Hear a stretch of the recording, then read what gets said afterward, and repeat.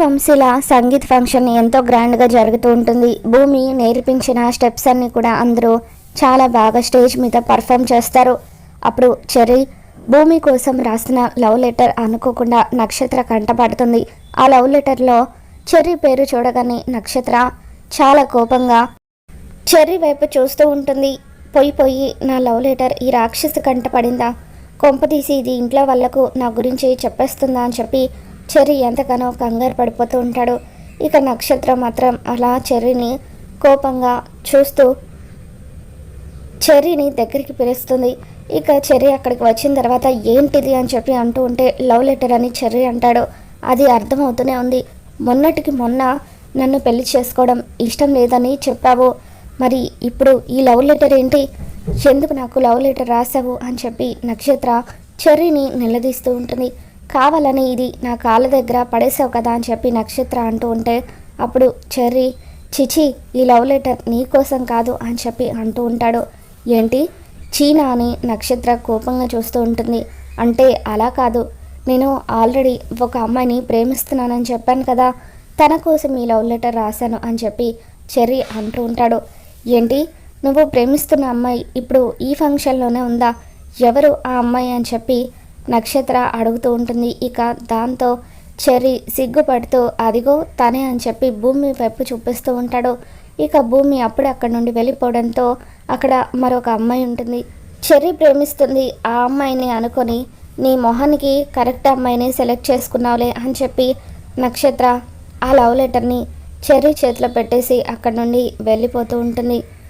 మరోపక్క శరత్చంద్ర స్టేజ్ మీద నా మేనకోడలి సంగీత్ ఫంక్షన్కి వచ్చిన వాళ్ళందరికీ ధన్యవాదాలని చెప్పి మీ అందరి ముందు ఈరోజు నా మేనకోడలికి ఒక ఖరీదైన నెక్లెస్ని గిఫ్ట్గా ఇవ్వబోతున్నాను అని చెప్పి 50 లక్షల విలువ చేసే నెక్లెస్ని ఇందుకి స్టేజ్ మీద గిఫ్ట్గా ఇస్తూ ఉంటాడు. ఇక దాంతో వంశీ వాళ్ళ అమ్మ నాన్న ఇద్దరు కూడా చాలా ఆనందపడిపోతూ ఉంటారు. అపూర్వకి మాత్రం ఒళ్ళు మండిపోతూ ఉంటుంది. దీని ముఖానికి 50 లక్షలు పెట్టి నెక్లెస్ అవసరమా అని చెప్పి అలా అపూర్వ మనసులోనే కుళ్ళుకుంటూ ఉంటుంది. ఇందుకి శరత్చంద్ర స్టేజ్ మీద నెక్లెస్ గిఫ్ట్గా ఇవ్వడంతో అందరూ కూడా చప్పట్లు కొడుతూ ఉంటారు. భూమి కూడా ఆనందపడిపోతూ ఉంటుంది. ఇక అప్పుడు భూమిని చూడగానే అపూర్వకి ఒక ఆలోచన వస్తుంది. ఎలాగైనా సరే ఈ నెక్లెస్ని అడ్డం పెట్టుకొని దాన్ని ఇంకెప్పుడు కూడా ఈ ఇంటి వైపు రానివ్వకుండా చేయాలి. ఇది రోజు రోజుకి బావకు మరింత దగ్గరైపోతుంది. రేపు మాపో ఇది బావ కన్న కూతురన్న విషయం తెలిసిపోతే దాన్ని ఇంకా నెత్తిన పెట్టుకొని చూసుకుంటాడు. దాన్ని ఈ ఇంటికి యువరాణిని చేస్తాడు. అప్పుడు నేను నా కూతురు నక్షత్ర రోడ్డున పడతామని చెప్పి అపూర్వ భూమి మీద దొంగతనం నింద వెయ్యాలని అనుకుంటుంది. ఇక అలా అనుకోగానే నక్షత్రాన్ని పిలుస్తుంది. నక్షత్ర ఎలాగైనా సరే ఆ నెక్లెస్ని నువ్వు భూమి బ్యాగ్లోకి వచ్చేటట్టు చేయాలి, అప్పుడు దాన్ని అవమానించి ఈ ఇంటి నుండి గెంటేయొచ్చు అని చెప్పి అపూర్వ అంటూ ఉంటే సూపర్ ఐడియా మమ్మీ, నాకు కూడా దాన్ని చూస్తూ ఉంటే ఒళ్ళు మండిపోతుంది, ఇంకెప్పుడు కూడా అది మన ఇంటి వైపు రాకుండా చేయాలని చెప్పి నక్షత్ర నువ్వు చెప్పినట్టుగానే ఆ నెక్లెస్ని నేను బ్యాగ్లో వేస్తాను అని చెప్పి అంటూ ఉంటుంది. ఇక అలా అనుకోగానే ఒకసారి నేను కూడా ఆ నెక్లెస్ని చూస్తాను అని చెప్పి నక్షత్ర ఇందు దగ్గర నుండి ఆ నెక్లెస్ని తీసుకొని చూస్తూ ఉంటుంది. ఇక ఇంతలో వంశీ ఇందు నీతో కాస్త మాట్లాడాలి, మనం అటు పక్కకి వెళ్ళి ఫోటోలు దిగుదాం రా అని చెప్పి ఫోటోగ్రాఫర్ని తీసుకువెళ్ళి వాళ్ళిద్దరూ కూడా కపుల్ స్టిల్స్తో ఫోటోలు దిగుతూ ఉంటారు. అప్పుడు నక్షత్ర ఆ నెక్లెస్ని కావాలని భూమికి తెలియకుండా భూమి బ్యాగ్లో వేస్తుంది.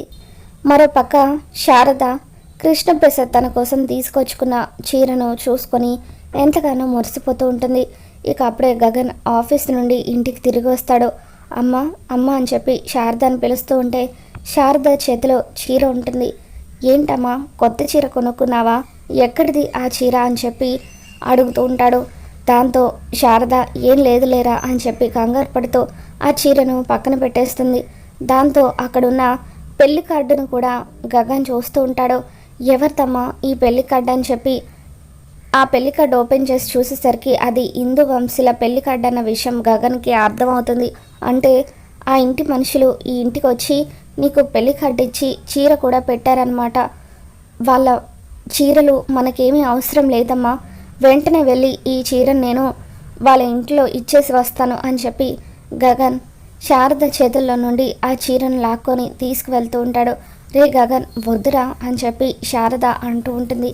ఇక అప్పుడు గగన్ మాత్రం లేదమ్మా, కొన్నేళ్ల క్రితం మనుషులే వద్దనుకొని మనల్ని వదిలేసి వెళ్ళిపోయాడు. అటువంటి వాడు ఇప్పుడు ఇన్నేళ్లకు నీకు చీర తీసుకురావడం ఏంటి? మళ్ళీ మళ్ళీ నువ్వు ఆయన గారి వల్ల మాటలు పడడం నాకు ఇష్టం లేదమ్మా, అందుకే నీ మంచి కోసమే నేను ఇదంతా చేస్తున్నాను అని చెప్పి గగన్ ఆ చీర తీసుకొని శరత్ చంద్ర ఇంటికి బయలుదేరి వెళ్తూ ఉంటాడు. ఇక అంతా కూడా సంగీత్ ఫంక్షన్ అయిపోవడంతో భోజనాలు చేసి అక్కడి నుండి వెళ్ళిపోతూ ఉంటారు. నేను కూడా వెళ్ళొస్తాను అంకుల్ అని చెప్పి భూమి శరత్ చంద్రకు చెబుతూ ఉంటే అలాగే అమ్మా అని చెప్పి జాగ్రత్త అంటూ శరత్ చంద్ర భూమికి జాగ్రత్తలు చెబుతూ ఉంటాడు. ఇక అప్పుడే మీరా పరిగెత్తుకుంటూ శరత్ చంద్ర దగ్గరికి వచ్చి అన్నయ్య నువ్వు ఇందుకి గిఫ్ట్గా ఇచ్చిన నెక్లెస్ కనిపించడం లేదు అని చెప్పి అంటూ ఉంటే అదేంటమ్మా అక్కడే ఎక్కడ ఉంటుంది చూడండి అని చెప్పి ఆయన అంటూ ఉంటాడు. లేదన్నయ్య అంతా వెతికను ఎక్కడ కనిపించడం లేదు అని అంటూ ఉంటే అప్పుడు అపూర్వ ఖచ్చితంగా ఫంక్షన్కి వచ్చిన వాళ్ళే ఎవరో తీసుంటారు, అందరి బ్యాగులు చెక్ చేయి మీరా అని చెప్పి అంటూ ఉంటే మీరా అందరినీ చెక్ చేస్తుంది. ఎవరి దగ్గర నెక్లెస్ లేదు అని చెప్పి అంటూ ఉంటే అప్పుడు భూమి బ్యాగ్ చెక్ చేసావా అని అపూర్వ అంటూ ఉంటుంది. ఇక దాంతో మీరా భూమి బ్యాగ్ చెక్ చేస్తుంది. తన బ్యాగ్లో నుండి నెక్లెస్ బయటపడడంతో అప్పుడు అపూర్వ ఆనందపడిపోతూ ఉంటుంది. వసే భూమి నిన్ను ఎలా ఇరికించానో చూసావా అని చెప్పి అపూర్వ ఆనందపడిపోతూ ఉంటే ఇక అప్పుడు శరత్ చంద్ర భూమిని అసహించుకుంటూ ఏంటిది, నీకు అంతలా నెక్లెస్ కావాలని అడిగితే నేనే ఇచ్చి ఉండేవాడిని కదా, నీకు అప్పటికి ఏం కావాలో నాతో చెప్పమని అన్నాను, పైకి మంచిదానిలాగా నటిస్తూ వెనక మాత్రం ఇలా దొంగతనం చేస్తావా అని చెప్పి శరత్ చంద్ర అంటూ ఉంటాడు. అయ్యో అంకుల్ లేదంకుల్, దీనికి నాకు ఎటువంటి సంబంధం లేదు, అసలు నా బ్యాగ్లోకి అది ఎలా వచ్చిందో కూడా తెలీదు అని చెప్పి భూమి అంటూ ఉంటుంది. ఇక అప్పుడు మీరా లేదన్నయ్య భూమిని దొంగతనం చేసింది అని చెప్పి అంటూ ఉంటే ప్లీజ్ అంకుల్ నేను ఇదంతా చేయలేదు అని శరత్ చంద్రని బతిమలాడుతూ ఉంటుంది. అసలు నువ్వు ఎవరివో ఏంటో తెలుసుకోకుండా నిన్ను సింహాసనం మీద కూర్చోబెట్టాను, తప్పు నాది అని శరత్ చంద్ర అంటూ ఉంటాడు. ఏంటి బావ ఇంకా ఆలోచిస్తున్నావో, ఇటువంటి వాళ్ళను ఇప్పుడే మెడ పట్టుకుని బయటకు గెంటేయాలి, ఇంకెప్పుడు కూడా ఇటువంటి వాళ్ళను ఇంటి వైపుకి రానివ్వకూడదు, ఇటువంటి వాళ్ళు మన ఇంటి వైపు వస్తే మనకే పరువు నష్టం అని చెప్పి అపూర్వ అంటూ ఉంటుంది. అపూర్వ భూమిని మెడ పట్టుకుని బయటకు గెంటేస్తూ ఉండగా అప్పుడే అక్కడికి గగన్ వస్తాడు. కింద పడిపోతున్న భూమిని గట్టిగా పట్టుకుంటాడు. ఏం జరిగింది అని చెప్పి గగన్ అంటూ ఉంటే అప్పుడు భూమి ఆ నెక్లెస్ని నేను దొంగతనం చేశానని అంటున్నారు, కానీ ఆ నెక్లెస్ నా బ్యాగ్లోకి ఎలా వచ్చిందో తెలీదు అని చెప్పి నేను దొంగని కాదు అని ఏడుస్తూ ఉంటే నీ గురించి నాకు తెలుసు భూమి, ఎవరు నమ్మినా నమ్మకపోయినా నేను నిన్ను నమ్ముతాను, నువ్వు ఏ దొంగతనం చేయలేదని ఇప్పుడే నేను ప్రూవ్ చేస్తాను అని చెప్పి గగన్ అంటూ ఉంటాడు. రే ఏంట్రా నువ్వు ప్రూవ్ చేసేది, ఆల్రెడీ దొంగ దొరికిపోయింది కదా అని చెప్పి అపూర్వ అంటూ ఉంటుంది.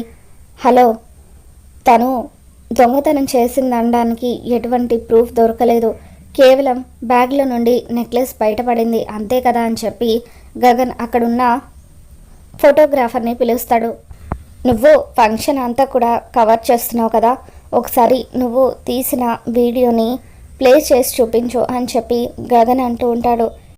ఓకే సార్ ఇప్పుడే ప్లే చేస్తాను అని చెప్పి ఆ ఫోటోగ్రాఫర్ సంగీత్ వీడియోని అంతా కూడా ప్లే చేసి చూపిస్తాడు. అప్పుడు ఆ వీడియోలో నక్షత్ర భూమి బ్యాగ్లో నెక్లెస్ వేయడం కనిపిస్తుంది. ఇక దాంతో శరత్ చంద్ర వైపు చూస్తూ గగన్ ఇప్పుడు ఏమంటావు శరత్ చంద్ర, భూమి ఏ తప్పు చేయలేదు, తప్పు చేసింది నీ కూతురు నక్షత్ర, వీడియోలో క్లియర్గా సాక్ష్యం కనిపిస్తుంది కదా, కావాలని భూమి మీద దొంగతన నింద వేసింది అని చెప్పి గగన్ అంటూ ఉంటాడు. మీ ఇంటి మనుషులకు ఎప్పుడు కూడా ఎదుటి వాళ్ళను అపార్థం చేసుకోవడమే వచ్చు, సరిగ్గా అర్థం చేసుకోవడమే రాదు అని చెప్పి ఇప్పుడు నీ ఇంటి మనుషులు తప్పు చేశారని తెలిసింది కదా, వాళ్ళకు నువ్వు ఏం శిక్ష వేస్తావని చెప్పి గగన్ అంటూ ఉంటాడు. దాంతో శరత్ చంద్ర అందరి ముందు తప్పు చేసింది నా కూతురైనా సరే శిక్ష పడాల్సిందే అంటూ నక్షత్ర చెంప పగలగొడతాడు. దాంతో అపూర్వ ఒక్కసారిగా షాక్ అవుతూ ఉంటుంది. ఈ గగన్ గాడు లాస్ట్ మినిట్లో వచ్చి మొత్తం కూడా నాశనం చేశాడు అని చెప్పి అపూర్వ కూడా నక్షత్ర చెంప పగలగొడుతూ, బేబీ నువ్వు భూమి మీద దొంగతనం నింద వేస్తావా, అసలు ఎందుకు ఇలా చేశావు అని చెప్పి నక్షత్రాన్ని అందరి ముందు తేడుతూ ఉంటుంది. సారీ బేబీ, నా మీద డౌట్ రాకుండా ఉండడం కోసం నిన్ను కొట్టాల్సి వచ్చింది అని చెప్పి అపూర్వ మనసులో అనుకుంటుంది. నక్షత్ర సారీ మామ్, సారీ నాన్న, ఇదంతా నేను కావాలని చేయలేదు. ఆ నెక్లెస్ నాకు బాగా నచ్చింది. ఇందుకి అంత కాస్ట్లీ నెక్లెస్ గిఫ్ట్గా ఇస్తూ ఉంటే చూడలేక ఇదంతా చేశాను అని చెప్పి అలా ఏడుస్తూ లోపలికి వెళ్ళిపోతుంది. ఇక ఆ తర్వాత గగన్ భూమి మీద మండిపడుతూ, ఈ ఇంటికి రావద్దని నీకు ఎన్నోసార్లు చెప్పాను, అయినా నా మాట వినకుండా వచ్చావు. ఇప్పుడు చూడు వీళ్ళు నిన్ను ఎంతలా అవమానించారో అని చెప్పి అంటూ ఉంటాడు.